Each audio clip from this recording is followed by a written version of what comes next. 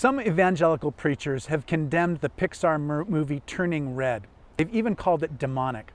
Some parents have said that it depicts teenage lust in inappropriate ways. This afternoon, I'm here to tell you that I love the Pixar movie Turning Red, and I recommend it to all my friends. In 2002 in Toronto, a young 13-year-old girl named May is exuding confidence at the beginning of the film. She's got great grades, she loves playing the flute, she has other activities that she enjoys very much, and she loves to rush home in the afternoons to help her mom at their ancestral temple.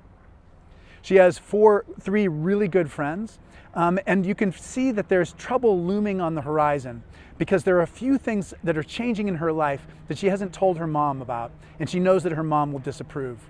She hasn't told her mom, for instance, about her crush on a local convenience store clerk, or about her incredible interest in the boy band Four Town. She's a huge fan of them.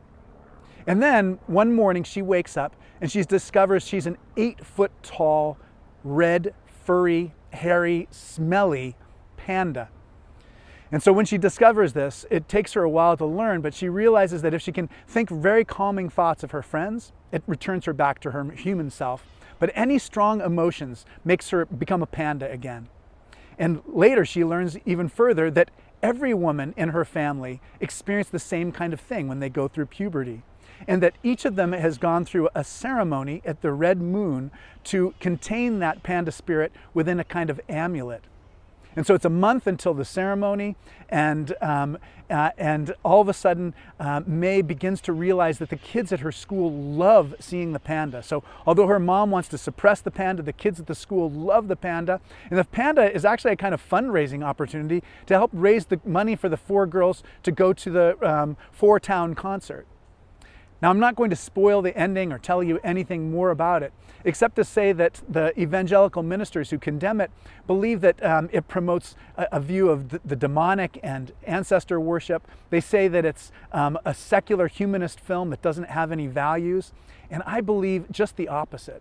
I believe it is film that's filled with values, and I'm going to describe three of them today. The first is that this film, in almost a unique way, treats the fifth commandment, thou shalt love your mother and your father, with utmost seriousness. And it asks the question, how do you balance the love and respect that you owe to your family with having a public life of your own? With the private life and the public life, all of us as human beings have to address this for our entire life. It's very important. The second thing that this film examines is, what do we do about those feelings and emotions that are not acceptable to other people, that make us uncomfortable? Do we just suppress those feelings and emotions, or do we talk about them with our family and friends to try to find a way to express ourselves in ways that don't harm other people? And finally, the last thing about this movie is that it's about how to support girls and women. The real demons for us are not supernatural forces, but the forces that belittle and demean and mistreat women. Sometimes this is in the name of male lust. Other times it's in the name of traditions that we keep that teach us that somehow it's fair to treat women and men in unequal ways. Well, for me, the deepest value of Christian teaching is that God is in every single person, that every person deserves an equal opportunity to serve God in all sorts of different ways.